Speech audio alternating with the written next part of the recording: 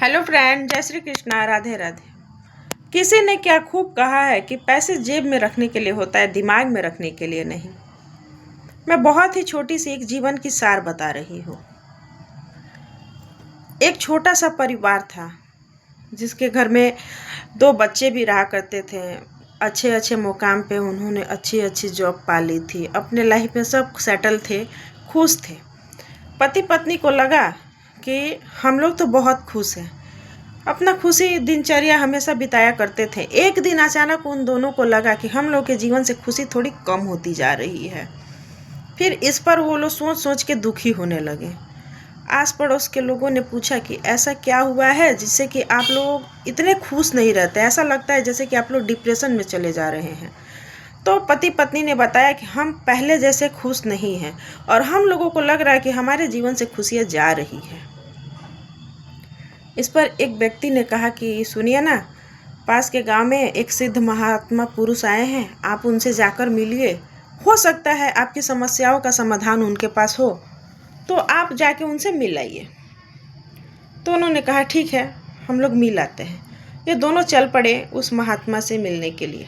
गए और जाके उनको अपनी सारी व्यथा बताई। गुरु ने सुना। सुनने के बाद गुरु ने कहा कि ठीक है, आप ऐसे व्यक्ति को ढूंढो कि वो संपूर्ण रूप से खुश हो।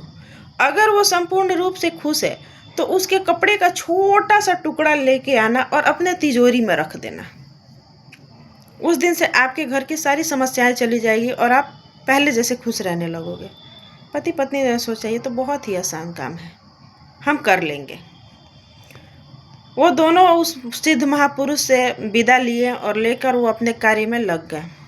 पहले तो अपने ही राज्य में ढूंढे, अपने राज्य में उनको ऐसा कोई व्यक्ति नहीं मिला, तो फिर वो दूसरे राज्य में गए। दूसरे राज्य में जाके उनको पता चला कि यहाँ के जो राजा हैं और रानी, वो दोनों बहुत खुशी रहते हैं। इन्होंने बहुत सारे आज्ञाकारी जो मंत्रीगण थे उनसे मतलब परमिशन लिए कि हमको जाने दीजिए, हमको राजा से मिलना है, रानी से मिलना है, हमको बहुत ज़रूरी बात करना है, हमको एक बार बात कर लेने दीजिए। बहुत सारी विनती करने के बाद उनको परमिशन मिला कि ठीक है, आप जा सकते हो। तो ये राजा रानी के पास जा पहुँचे। जाने के बाद पूछे कि राजा साहब, मुझे आपसे कुछ नहीं चाहिए, बस एक ही प्रश्न करने आया हूँ, अगर उसका उत्तर हमें दे दे तो हमारा कार्य सफल हो जाए। राजा ने कहा कि हाँ कहो, क्या कहना चाहते हो। तो वो दोनों पति पत्नी ने कहा कि मैं पूछना चाहता हूँ कि क्या आप खुश हैं। तो राजा रानी ने कहा कि हाँ, मैं संपूर्ण रूप से खुश हूँ। तो मेरे प्रजा जो हैं बहुत सुखी रहते हैं और हम लोग भी बहुत सुखी रहते हैं, खुश रहते हैं। मेरा इतना बड़ा राज्य, साम्राज्य है, धन है, दौलत है, मुझे किस चीज़ की कमी है, मैं खुश रहता हूँ। तो फिर ये दोनों पति पत्नी ने पूछा क्या आप संपूर्ण रूप से खुश हैं, आप सच में खुश हैं।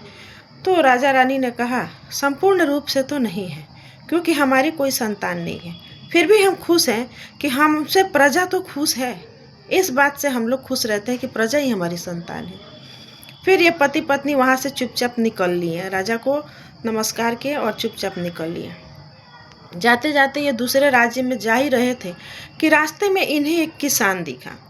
जब इनको रास्ते में किसान दिखा तो देखें कि किसान मंद मंद मुस्कान लिए अपने पत्नी को और छोटे से बच्चे को आते हुए देख के मुस्कुराया जा रहा है। पत्नी एक हाथ में बच्चा ली थी, एक हाथ में खाने का टिफिन ली थी और वो भी मंद मंद मुस्काए जा रही थी। दोनों आके एक पीपल के पेड़ के नीचे बैठे और खाना खा रहे थे। खाते खाते मतलब अच्छे से बात कर रहे थे और हंसी खुशी से खा रहे थे मिल बांट के। तो ये दोनों पति पत्नी ने सोचा कि हो सकता है कहीं ये संपूर्ण रूप से खुश है। तो ये दोनों पति पत्नी उनके पास गए और बोले कि क्या आप दोनों खुश हैं। तो वो जो किसान थे उन्होंने कहा कि हाँ, हम खुश हैं। तो ये लोग पूछे कि क्या आप संपूर्ण रूप से खुश हैं। तो बोले हाँ, हम संपूर्ण रूप से खुश हैं, हम अपनी दिनचर्या में खुश रहते हैं, हम किसान हैं, खेती बाड़ी करते हैं, ये हमारी धर्म पत्नी है जो घर को संभालती है, हम संपूर्ण रूप से खुश हैं, हमें और जीवन में चाहिए ही क्या। बोले कि ठीक है, तो आप अपने एक शर्ट का मेरे को थोड़ा सा टुकड़ा दे दीजिए जो कि मैं अपने घर ले जाना चाहता हूँ, और ये जो टुकड़ा है ये मेरी सारी समस्याओं को दूर कर देगा।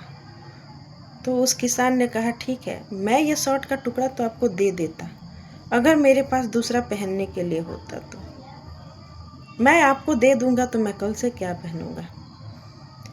इस पर उन दोनों पति पत्नी को जीवन की बहुत बड़ी सीख मिली कि इस धरती पे इस जीवन में संपूर्ण रूप से कोई खुश नहीं होता है, लेकिन संपूर्ण रूप से खुशियाँ ढूंढने के चक्कर में हम छोटी छोटी आई हुई खुशियों को भी गवा देते हैं। इसलिए खुश होने के लिए अवसर नहीं, हर पल खुश रहना चाहिए। आप मौका ढूंढेंगे ना खुश रहने का तो सारी जीवन निकल जाएगी, आप कभी खुश नहीं रह पाएंगे।